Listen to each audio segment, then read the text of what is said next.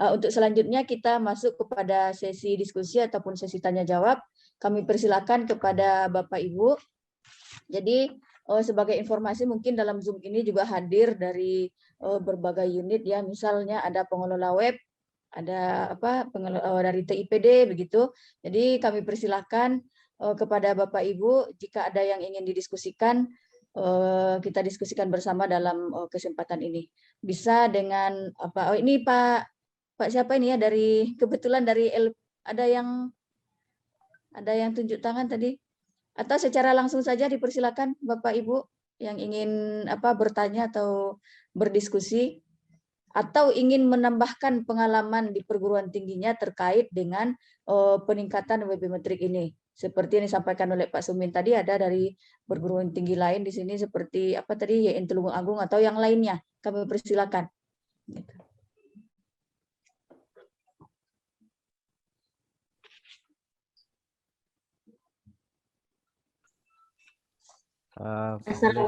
Boleh masuk saya?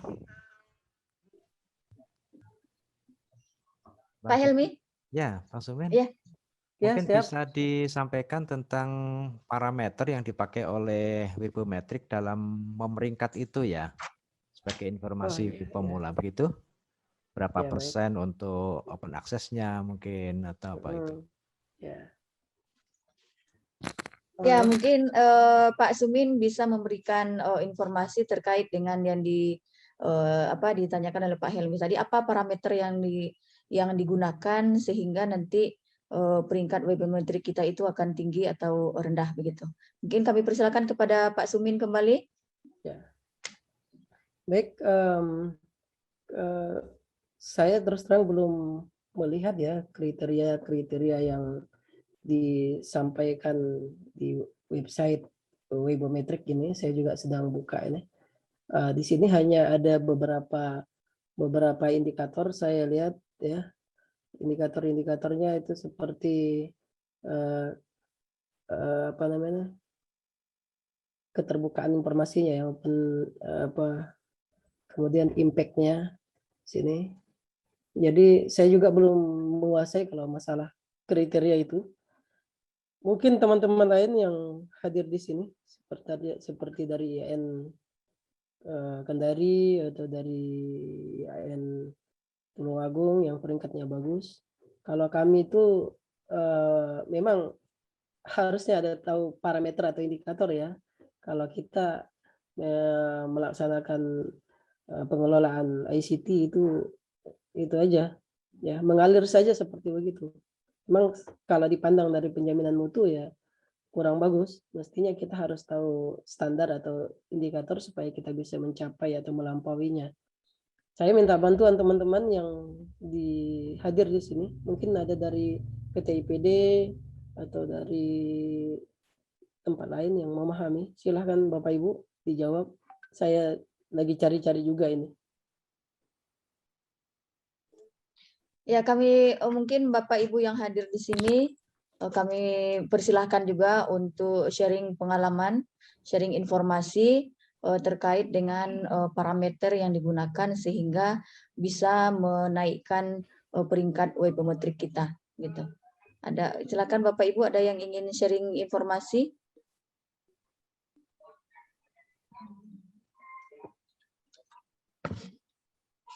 Ya. Kalau tidak ada ini saya dapatkan ya. Saya dapatkan dari Kompas ini. Saya mungkin share dari Kompas saja, kompas.com. Jadi ada 4 indikator penilaian perguruan tinggi itu. Yang pertama adalah present. 5% bobotnya, yaitu website atau domain web utama. Mungkin bisa di share screen Pak Sumit. Oh ya, baik. Ya. Bentar.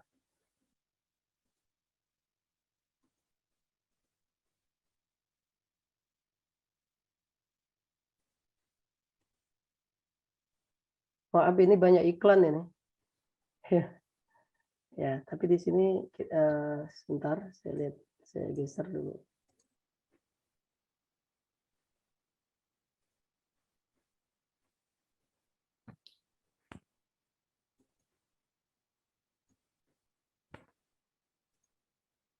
Ya, ini ya. Pertama adalah present.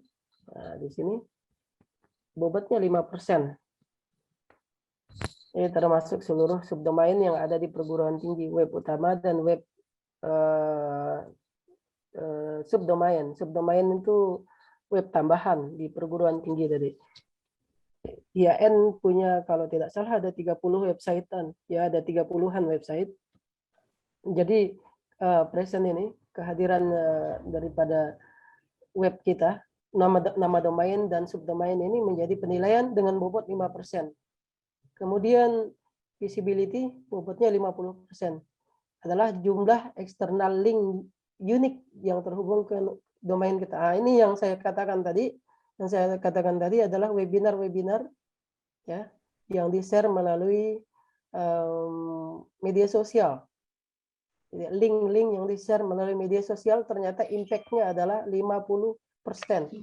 Nah, kemudian transparansi atau keterbukaan kriterianya itu 10%.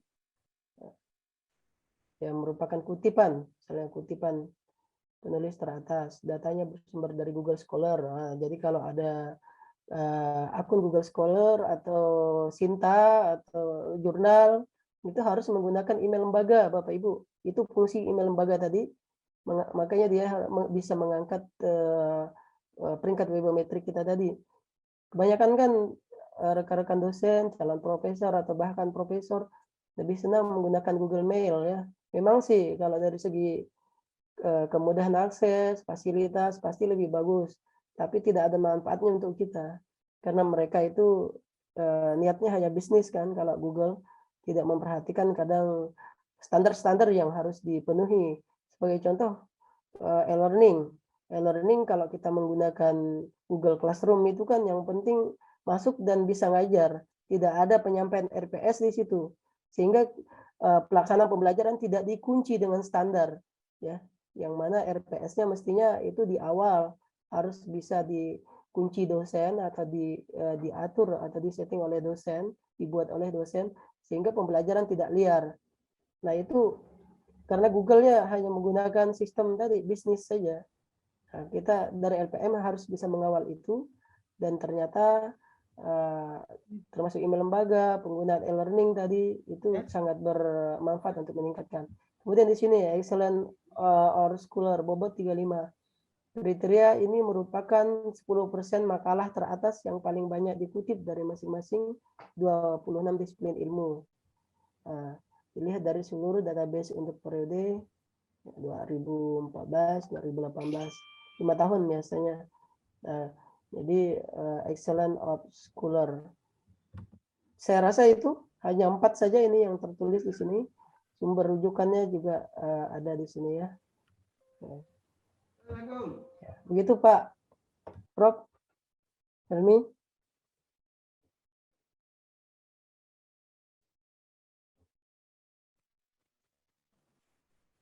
Bu moderator, saya kembalikan lagi. Mohon izin, Ya, Mbak. Ibu Linda, Ibu moderator, Pak. Ya, silakan Bu Helmi. Aslia, silakan Bu Aslia dari Ya, YN mohon Kendari. maaf. Ya. Ya, mohon maaf Bapak dan Ibu, saya mau mengaku salah dulu yang pertama ini. Saya mau mengaku salah karena sedianya kita dengan IAIN Pontianak memang hari ini adalah partner untuk sharing pengalaman terkait dengan pemeringkatan webometrik. Tapi mendadak di kampus kami sekarang itu sedang down. Yang kami siapkan untuk presentasi itu adalah tim TIPD dan juga Humas, karena dua unit ini yang selama ini bahu-membahu untuk membuat website IAIN Kendari itu cukup kuat sehingga bisa dikategorisasi webometrik itu pemeringkatan terbaik ya, 10 pemeringkatan terbaik ketika IAIN. Saya juga sudah minta maaf sama Pak Helmi kemarin, itu luar biasa, saya merasa bersalah sekali terhadap forum ini karena tidak memenuhi janji saya yang sudah harusnya presentasi hari ini. Jadi tim TIPD kami itu ada yang sedang isolasi mandiri, dan humas kami masih dalam proses pemulihan. kemarin keluar surat edaran rektor itu kami harus work from home. Jadi dengan sangat terpaksa saya awalnya juga mencari-cari siapa ya teman-teman yang bisa menggantikan posisi TIPD dan Humas. Saya khawatirnya ketika misalnya yang presentasi itu tidak sesuai dengan keilmuannya nanti tidak layak lah, tidak berkualitas gitu. Sehingga dengan sangat menyesal saya meminta maaf kepada Pak Ketua, Pak Helmi, untuk bisa kami mengundurkan diri dulu untuk presentasi webometrik. Itu yang pertama. Jadi mohon maafkan kami LPMIN Kendari itu sangat menyesal Pak Ketua, teman-teman di Forum Penjaminan Mutu, para peserta. Nah, yang kedua ini terima kasih ya Pak Sumin. Memang TIPD kami dengan Pontianak ini komunikasinya ini sekali. Jadi ya, yang tentang pemeringkatan tadi memang ada tadinya itu mungkin saya bisa tambahkan ya, meskipun ini saya tidak layak untuk memberikan materi. Tapi yang lebih tahu itu adalah tim TIPD saya kira. Jadi setahu kami di pemeringkatan ini memang dulunya adalah ada 4. Ada presence, itu kemudian visibility, ada transparansi atau openness, dan yang terakhir itu excellent dengan bobot yang masing-masing tadi sudah dijelaskan oleh Pak Sumin.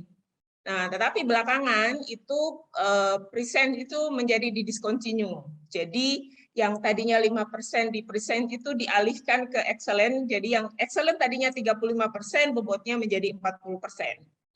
Jadi yang sekarang itu setahu kami, dan ini juga informasi dari TIPD, itu sebetulnya visibility itu 50%, terus kemudian openness-nya 10%, dan yang paling tinggi, yang paling urutan kedua yang tertinggi itu adalah excellent yang dipindahkan, ditambahkan bobot 5%, yang persen itu ke menjadi 40% di excellent.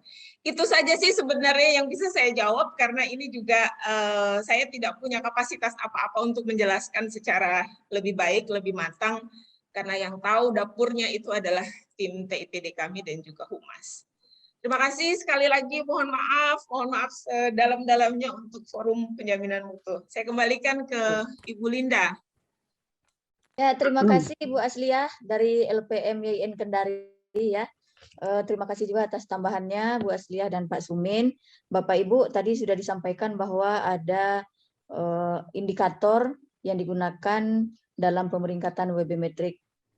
Yang pertama itu adalah ada visibility, transparansi, dan excellent yang masing-masingnya memiliki bobot begitu.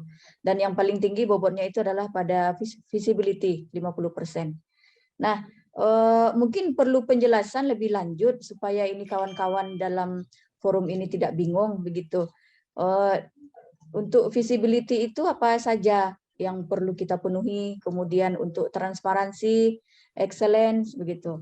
Nah, tadi Bu Aslia juga sudah menyampaikan bahwa pada aspek presence itu sudah discontinue, artinya itu sudah tidak ada lagi.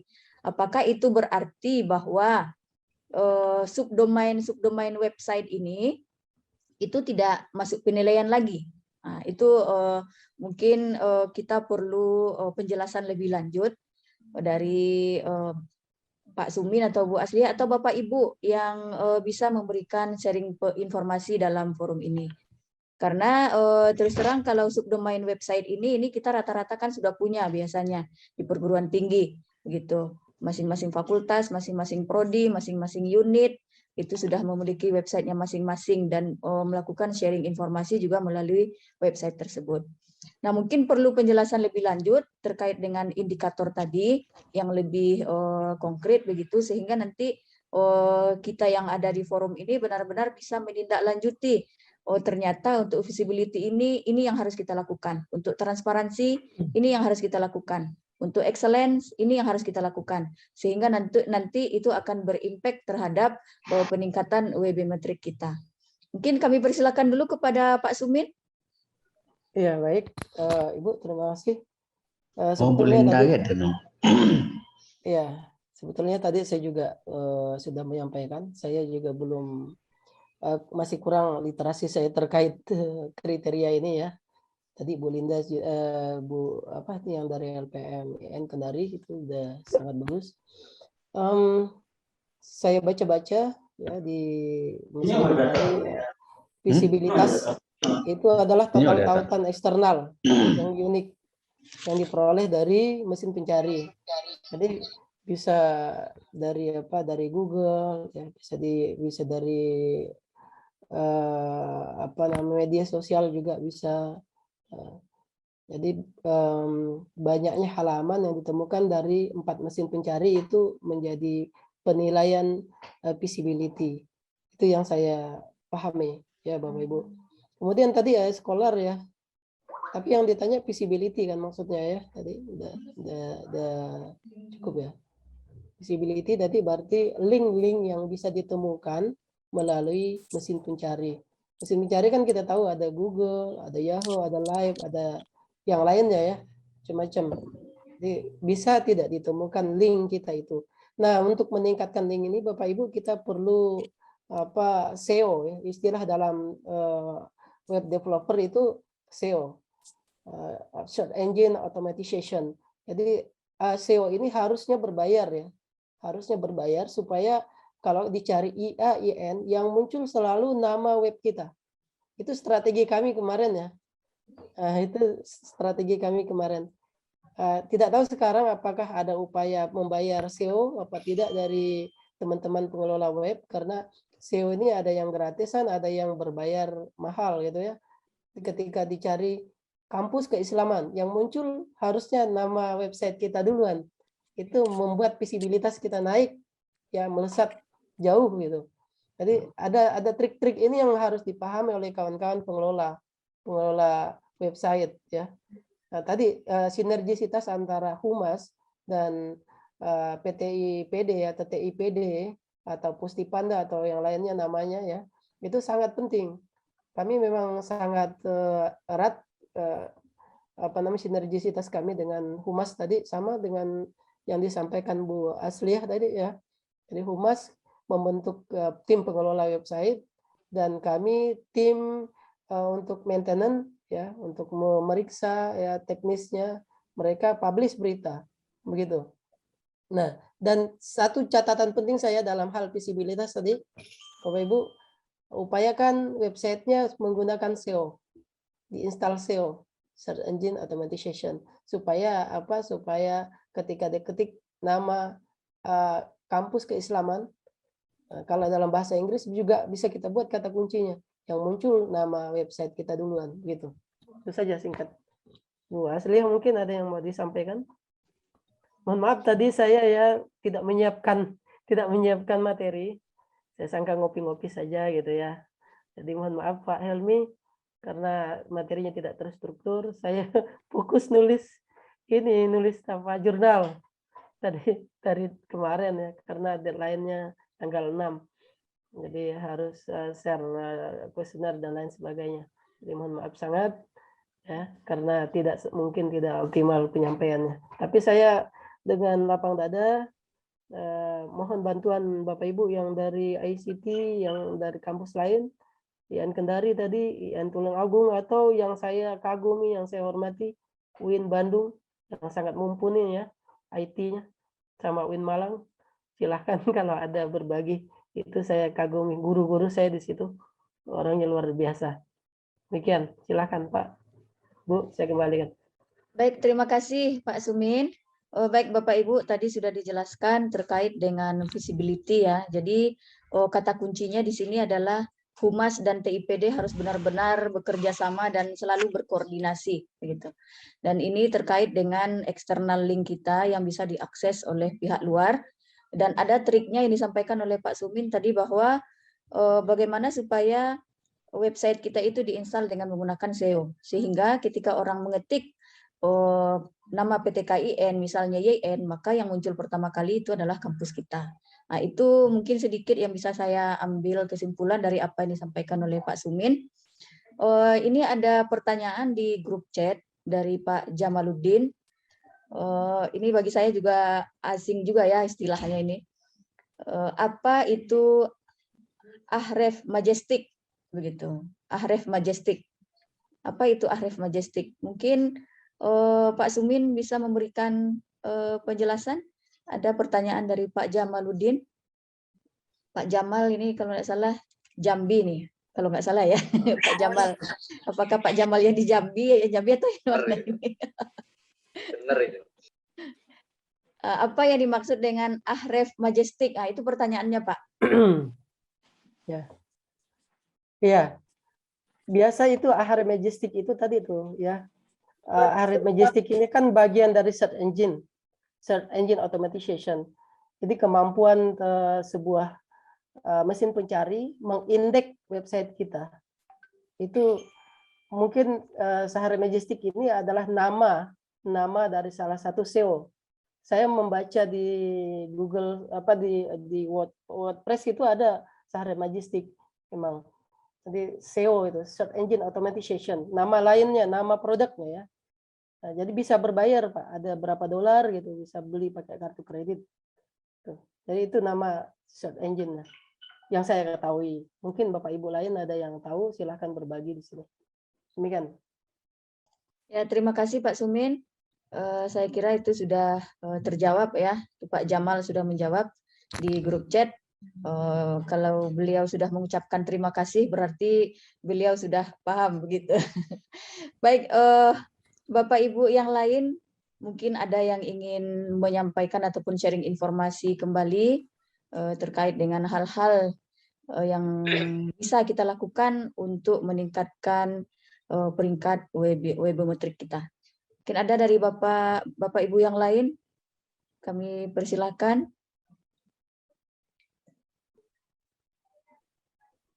Atau mungkin apa trik-trik di sini dalam setiap perguruan tinggi kan ada pengelola website begitu, ada pengelola web baik itu di tingkat TIPD, di TIPD kan itu tingkat institusi, kemudian nanti kan di masing-masing unit ada lagi pengelola websitenya begitu, seperti di fakultas, di prodi, di LP2M atau yang lainnya begitu. Nah, kira-kira mungkin bisa enggak Bapak menyampaikan trik-trik yang harus dilakukan oleh pengelola website yang mana nanti itu sangat berkontribusi terhadap peningkatan peringkat webometrik perguruan tinggi begitu. Apa trik-trik yang harus dilakukan? Misalnya harus sesering mungkin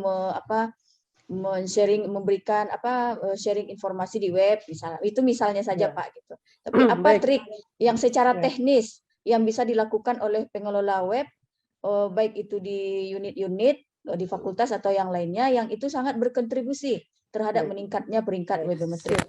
Jadi begini Bapak Ibu, pengalaman kami kemarin kita berbagi saja. Kalau kita lihat tadi ya dari visibilitas tadi yang sangat besar poinnya itu yang kita kejar kan. Nah maka share berita dan webinar itu yang paling penting ya.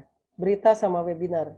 Berita pengelola website itu meminta berita-berita atau mencari berita-berita. Biasa kita kalau di IAIN Pontianak itu ada semacam wartawannya ya di bagian humas itu, yang kalau ada kasus-kasus yang lagi viral itu didatangi dosennya atau tendiknya atau pejabatnya, didatangi bagaimana komentar, langsung diposting hari itu juga. Kemudian webinar ini harus digagas oleh setiap fakultas. Kalau di IAIN Pontianak ini masih agak jomblang antara fakultas.